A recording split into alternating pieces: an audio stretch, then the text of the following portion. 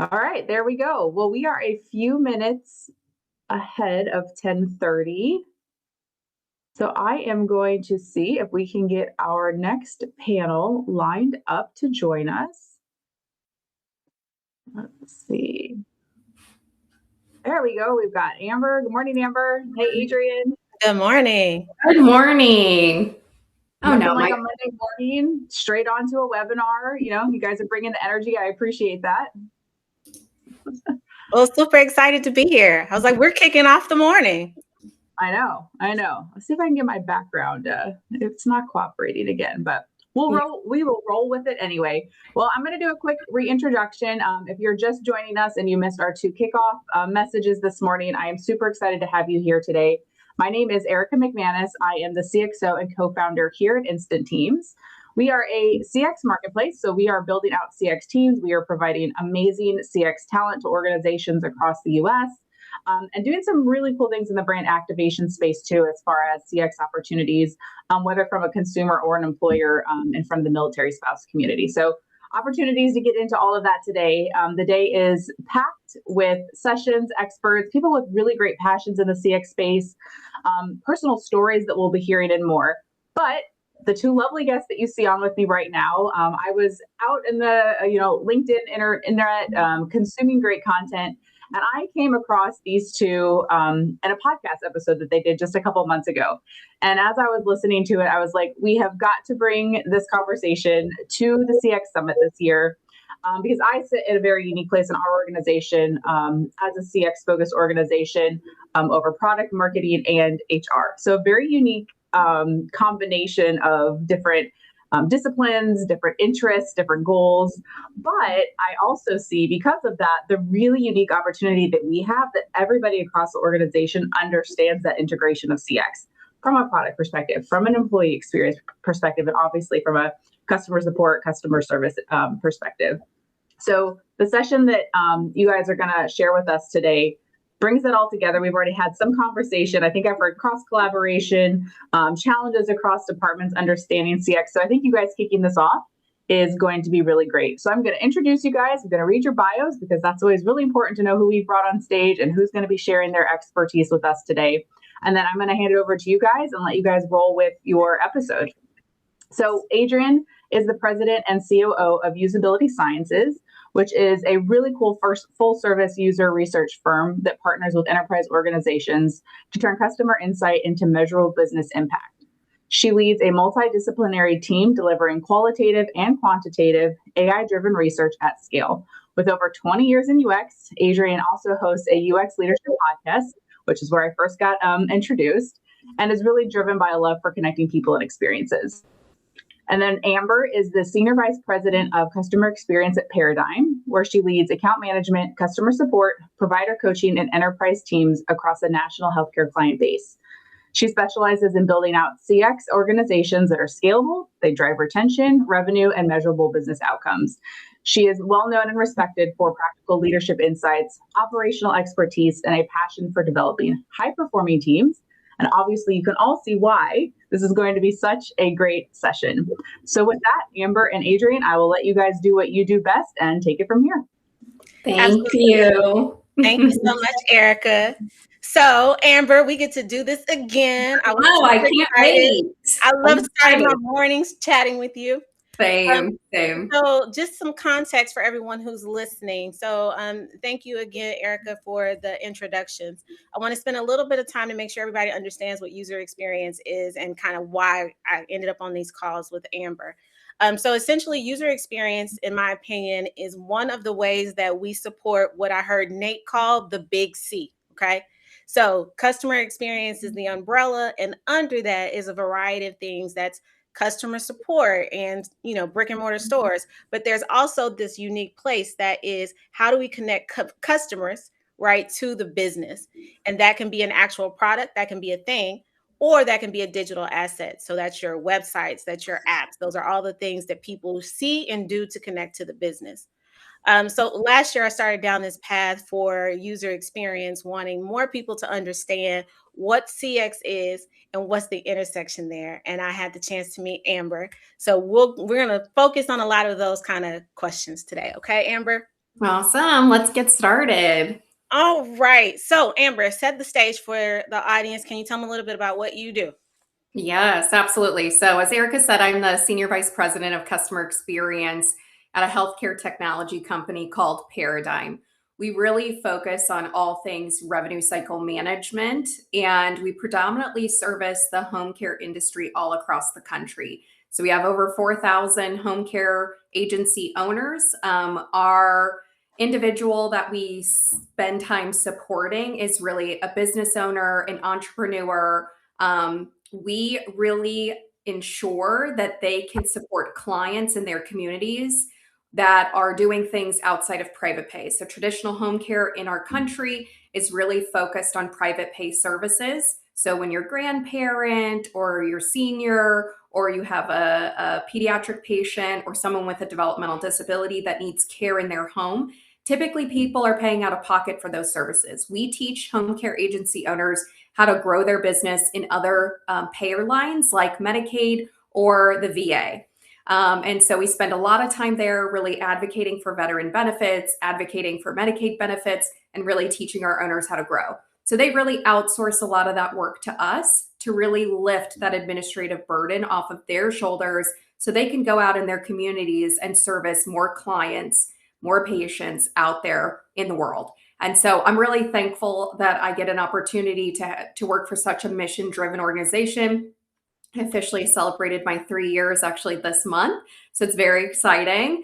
And right now, I really spend a lot of time over a couple of different divisions. So I oversee customer experience, but I directly have an account management department, I have a support department, a coaching department, and I have an enterprise division. But in my role, I work cross-functionally with every single department across the organization. So I'm working closely with our sales team, marketing team, product, operations. I really have my hands in all of the pots. And a lot of times my colleagues will come to me for support on how we create better customer experiences throughout the entire customer journey. So that's what I do today. And it's fun stuff. I love a good origin story. So, how did you get into customer experience? Oh my gosh, I think I told you this before, is I definitely didn't, it wasn't a linear path for me. I really started off in college. I was a caregiver in the home for two women with developmental disabilities. And I spent time caring for others. I really enjoyed that. I had an incredible father who did prosthetics and orthotics growing up. So I remember as a kiddo going into his office and working with his patients. And I really saw the love and the care that he had for people. And I think that really translated and shaped who I became as a person too, is I really wanted to give back. And so I worked in the hospital system for a little while. I wasn't exactly sure the avenue I wanted to take. And I recognized that the healthcare system, especially in the hospitals, is sometimes very slow to innovate. And I really wanted to make a broader impact, a more direct impact. And so I really made a conscious decision to transfer into a role in the tech space. I have been in the technology space for a little over 12 years. I've been in healthcare for over 20 years. And really, in this role, I also knew I wanted to take care of patients at one point in time. And then I was like, I know I want to take care of people. And the best way to do that is in a customer facing role. And so I've been in customer facing roles my entire career, whether I was rounding on the floors at the hospital systems, collecting patient financial information to ensure that they can cover their service stays at the hospital, or if I was, in the tech space, I was working with customers pretty regularly. I fell into this space. Really, I started becoming a domain expert in customer experience and customer success, really perfecting my craft in that world. And so I attended conferences, had a few mentors, networked quite regularly, attended webinars, really anything I could do to really amplify my expertise in a particular domain, and then make sure that I stayed tried and true to my healthcare expertise, because I really love healthcare. I think our US healthcare system is somewhat broken in a lot of different ways. And I really wanted to have an impact in helping shape how our US healthcare system happens today. So that way, when I'm one day old and aging and need support in my home, I get to work for an organization right now that really delivers that care in the community, and me having the support, being able to support customers like that makes me feel so good. Makes me feel so good about what I'm doing. So that's really how I landed in customer experience and customer success. I love that because it speaks to you having a heart for people, which I think is very consistent across that entire umbrella, right? Because we all show up for the people that we're designing for. Amber, can you share a little bit about when you were first introduced to user experience? What was the scenario? How'd that happen for you? Yeah, so I remember, so I used to work for an organization where we had a variety of different products. So we had over 8 products that we were servicing with or that we were supporting our customers with. And I do remember one time I was doing what I call a customer listening tour, where I was spending a lot of time speaking with a bunch of different customers. And a customer was like, you know what, your product is quite clunky. It's really difficult to use. There's a lot of friction inside of the product.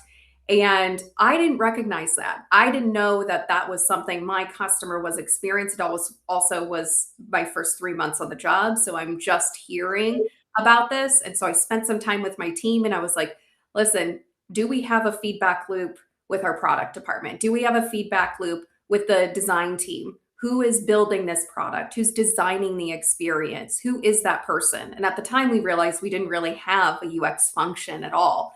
And so we were like, wow, we really need to invest some resources in a design team that is focused on the overarching user experience. And then we need to create a strong feedback loop in between what our customers are telling us and what we need to do differently in our product. So that was really my first exposure to user experience. And then over time, I've had a lot of time and privilege of working with designers. And honestly, they're my strongest and truest advocates of creating frictionless experiences inside of the product. And so I think is when customer experience and user experience can lock arms with each other, we become more powerful in our space together. So. I love that. And I know all the designers probably feel all warm and fuzzy based on your description. So thank you. Okay, so we understand that there are definitely some intersections between UX and CX, but then how are they different? Where is that line between the two?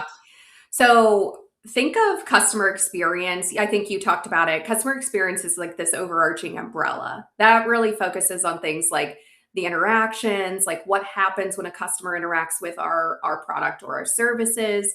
It's also about the perception. Think about the perception. How are customers feeling throughout their customer journey? How do they feel during the buying process? How do they feel utilizing our product? How do they feel interacting with our support and services team?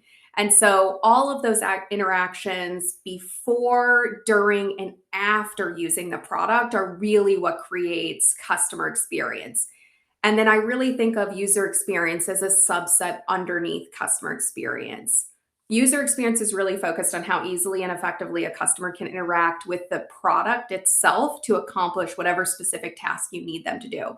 So customers want to know, can I use this product easily? Is it easy for me to use? Is there a ton of friction in the product?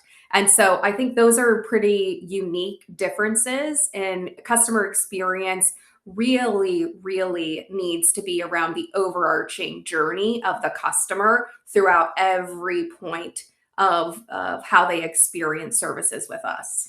Absolutely. So for me, when I first learned about CX, it was realizing that there are multiple touch points. Oh, And yeah. at each of those touch points, you're setting an expectation. So if you're doing a really great job on the support side, but not so good on the UX side, you're now impacting the support side, right? Very much. Okay, so you talked about the listening tours, and I will tell you, I see a lot of product teams do that. A lot of product managers do that. CX teams, they want to go straight to the customer.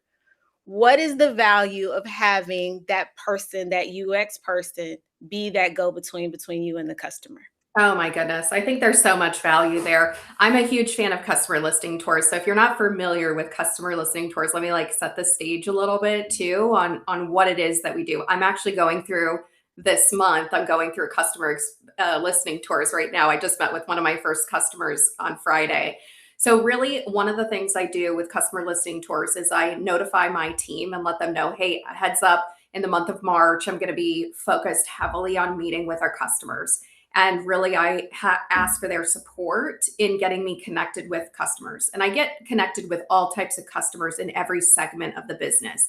So I'm focused on our enterprise customers, our mid-market customers, our SMB customers, because their journey or their experience with us can vary. So it's important for me to really understand from their perspective how they're experiencing Paradigm as a solution, as a service-based organization. And so a lot of times what I like to do is when I really put it together, I really want to look at, when I'm talking with customers, I really want to focus on the relationship and culture, the business performance. How is their organization growing? How are they continuing? Again, we're servicing home care agency owners. So I really like to know what's their growth path, what's their growth plans in the next 6 to 12 months? How can we be there to better support them? I focus heavily on like technology and experience. And a lot of times I really can take that information. So I met with a customer on Friday who is very AI forward. He's trying all different AI technology and tools, and he's really helping innovate with partners, with vendor partners to create something better for our industry. And so I really like to ask those types of questions because that will help me understand if we have an AI or a pilot or a technology pilot. That's a really great opportunity to pull that customer in to be able to participate in those pilots. I also like to know their their overall philosophy on their business. How do they navigate their business? How do they care about their people? What's their competitive positioning in the marketplace? All of that's really important.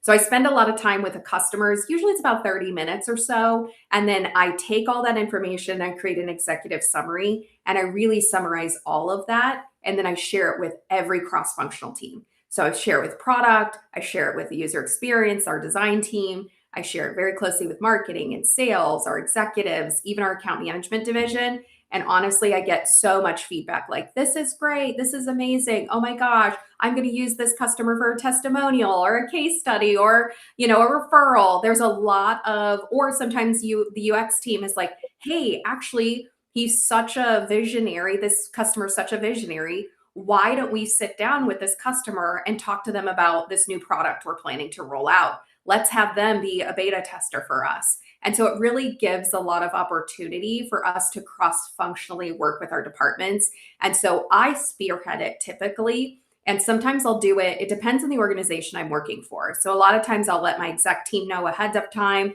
let my account management team know ahead of time, hey, this is something I'm going to be doing. I'll create an executive summary afterwards, after every conversation, and I'll share it outward. And then at the very end of the listening tours, which is usually around 30 days, I'll meet with those cross-functional teams to discuss any questions they have, anything they want me to do differently, any other questions they want me to ask. And sometimes I get the executives involved. I love it when my CEO gets involved in a listening tour. I love it when the COO is involved. I love with my marketing, my VP of marketing, he loves to get in front of customers, right? Because he will be like, okay, now I know how to better market. Now I know how to better meet the customer's needs. Now I know what I need to do differently. And so listening tours are really, really critical and important to the business. And it's important that you know what your customers are looking for. And then you could share that with the UX and the design team. It's critical. Absolutely. I love that we call them listening tours. But I have seen some of these where there's not a lot of listening going on. Yeah. We'll use that time to do a demo of whatever the thing is. Oh, So goodness. can you give them some advice or some cautions there so they don't turn this into a demo and it is actually an opportunity to hear? Yes, absolutely. So this is a listening tour. So at the end of the day, like I have a subset of informational questions that I put together, almost like an interview style.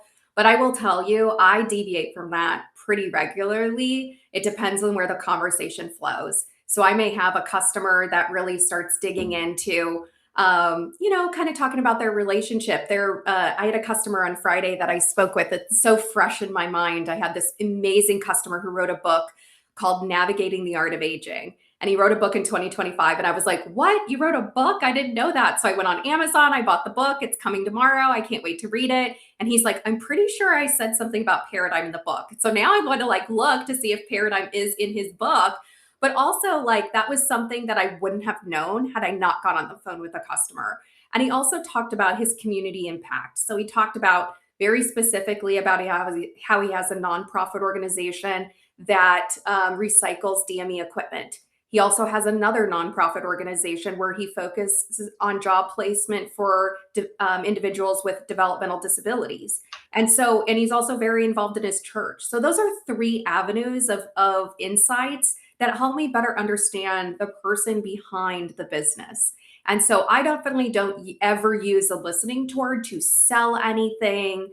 It is really about listening. You are observing, you're conversational, you're pulling those insights in. Any little nugget that you have, let the conversation go. This gentleman was a talker. And so I didn't have to ask a lot of questions because he was sharing a lot of insights with me. Sometimes those informational interview questions are really to help you extract things. Now, once I compiled everything and sent it out, the first thing, someone says is, hey, can we sell this to this customer? And I was like, okay, hold on. Let's talk about when is the right time to sell. In the informational interviews, it's protected and it's important that it stays a listening tour and it doesn't do anything but listen to the customer and gather insights so you can share that summary cross-functionally. What I hope everyone takes from that is you give yourself opportunity to learn, right? Yes. If you go in with a very specific bulleted list of questions and you don't just let the conversation flow, you miss out on so many things. And from a UX research perspective, it was those nuggets that I didn't plan for that had the most impact. So you just have to be an active listener. Absolutely. The last question here, and then I'm going to open it up and see if anybody has questions for you or me. But you talked about once you get all the information, you share out and you share up. Mm-hmm. Tell them the importance of that. Oh my goodness. It's important for a lot of different reasons. I also share downstream too. I do think it's important that your account management team, the person that's actually managing these relationships, really understand from a positioning kind of what motivates their customers, what's interesting to their customer, what are things they like. So that way they really know, okay, here's how I can deliver a better experience to my customer, because I really better understand the customer's persona too. So for me, it's really sharing that information is you got to break out of your silos. You really, really have to break out of your silos. And that's the most important thing in customer experience is that if you are just doing things in your own respective departments and creating that silo, you miss all of those opportunities to really build those connections throughout the business. And so for me, really putting that executive summary together and sharing their outward and upward is critically important because that will shape maybe the next customer conversation I go into. Maybe my marketing team is like, you know what, next time, can you add just a question of hey, I'd love to connect you with our marketing team. Is there a potential for that to happen? Or I'd love to connect you with our user experience team. Is there an opportunity for that to happen? Those are questions that I could ask that help me be better when I go into my next listening tour with a customer or follow-up questions I may have for that individual. And so it's really important to be able to share that so that everybody across the business understands this is who we're supporting. These are the types of people that are showing up in the business, owning a home care agency. A lot of times they're driven by their hearts. They are driven by their hearts. And sometimes there are a lot of home care agency owners that are struggling to make payroll every single week, that are struggling to continue to service clients in their communities. The cost of care continues to rise. The cost of paying for caregivers continues to rise. And all of those economic pressures impact how they show up in their communities. And so whatever we can do to provide better resources, better support to them, and be a critical partner for them is super, super important. Absolutely. And I think I told a small story. I have one more question for you because we have to take this opportunity. So for those who don't have a UX team, right? How do they know they may have a UX problem? Where are some other places it may show up in your business that you have a UX problem? Oh my gosh. That's such a good question. Outside of like, so right now I work for a services-based organization, but we have a product. And quite frankly, Paradigm at the very beginning never had a UX team. We had a product team, we had a product department.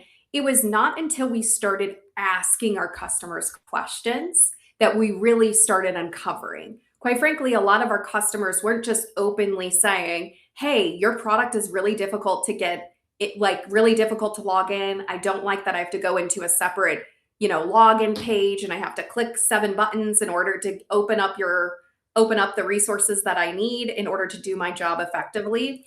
And so one of the things is that you have to prepare those customer facing teams to ask those types of questions and be curious as an account manager, so you can really, really get in and ask those curious questions to really pull those insights down and then recognize, hey, there's some opportunity to create a better product experience that we really didn't know about before until we started prioritizing asking those questions and then finding a way to close that gap. Eventually, once we close that gap well enough, we recognized that we needed to hire a design team. We really needed someone, and especially if we're going into the future vision of agentic AI and we really want to generative AI and we really want to start empowering all different types of chat channels and using agents and assistants. If we want to do that effectively, we need to make sure that we're having a great user experience for our customers and we're creating the best experience overall from both a customer and a user experience.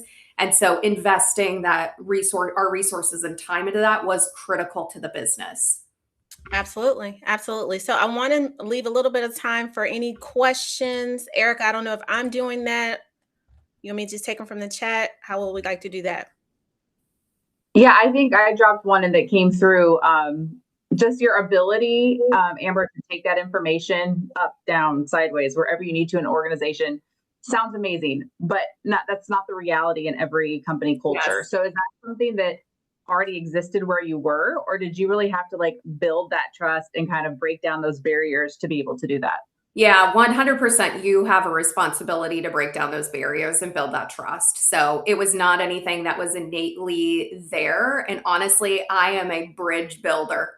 And that is my special sauce is I have an innate ability to build relationships with everyone cross-functionally. And I think you have to show up where they're at, right? You have to know what's important to them and you have to make sure what you're delivering to them is going to add value. Otherwise, it becomes just this exercise for an exercise sake, and it doesn't necessarily add value to those cross-functional teams.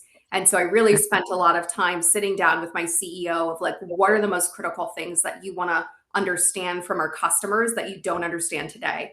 When I go to my finance team, what are the most critical things you're looking at from your lens and your perspective? Once you really gather those insights, which means you have to get out of your silo, you've got to start working those relationships and building that rapport before you just arbitrarily are like, I'm doing a customer listing tour and I hope you all listen to what I'm sharing. You got to start there to build those relationships first. And then you really need to make sure they understand the purpose and the intention behind it. And then I'm really strategic about here's my start date, here's my end date, here's what you can expect from me. And I make that really clear through like a project. And I make sure everybody across the business is super aligned and they know that I'm going to do this work. So I will add here, one of the things UX, we say, we have to tell you your baby is ugly. And it's very difficult to do that with people you don't have a relationship with, right? So if you don't take the time, as Amber said, to build those relationships, they can't hear you when you say this website or this app that you've invested millions of dollars in is not working, right? So you have to be able to have that conversation. Yeah, I think one kind of the final follow on to that question is Nate dropped in, the up, down, all around, but also that executive team buy-in and that sense of urgency. So like, that's even like leveling up your innate skill, right? You can work across the organization, but also getting that buy-in from the executive team. Is there like a sense of urgency, like something maybe tangible and how you deliver that that can then, come back downstream when those implementations and integrations need to come back through? Yeah, that's a super good question. I think for me is I naturally have a sense of urgency when I'm communicating something of importance. And so a lot of times, like I have the ability to, and I think executive presence is really important. Like that's why I'm sitting in the seat that I'm sitting in, is because I've really worked on that skill set and made sure that I could really show up to the executive team and share with them about why this is important, why this is valuable. And it gives them kind of like that, okay, Amber's saying something that's really important and we need to pay attention and we need to listen to this. And I really think it's like, what's in it for them, right? What's in it for them? What's the value they're going to get from what it is I'm sharing with them? Why do they need to pay attention to what it is that I'm working on? And how is it going to impact the business if they don't pay attention? What's the risks if they're not paying attention to what it is I'm sharing? There's risks in a lot of different ways. And so I think because I've spent that time really, and a lot of times sometimes I'll do some one-on-one conversations, and sometimes I have, cross-functional executives that I sit next to, and I'm like, listen, I need your support on this. I need your support on this. We're going to lock arms. It's going to be the three of us, and we're going to get the rest of the team bought in. So it's a lot of times it's really about really getting some buy-in too, and getting that support you need. And so I am the only female executive here at Paradigm. So I find it too, is that I do find that I have an ability to be able to command enough of the room that they spend a lot of time paying attention to, which is why I love where I work too, is they value my input, they value my opinion. And I think in some organizations, you don't really get that. I've personally been in organizations that I don't have that. So yeah, that's how I create urgency on the matter for sure. I think there's a whole follow-on session about Amber teaching executive leadership to young CX professionals emerging here. So I'm happy to do it. I love that. Yeah, no, it's great. I mean, we talk a lot about that with our teams too, right? It is a skill, and you have to put yourself in uncomfortable positions to learn how to refine that skill. So yeah, we have people saying, "Oh, yes, we'll attend." So we'll follow up on maybe next podcast webinar session to come from here. But thank you both so much. I think this is such a relevant conversation. One, in general, two, for this event today specifically. I don't know if you saw the nugget conversation happening, but we have hungry guests already here in the day.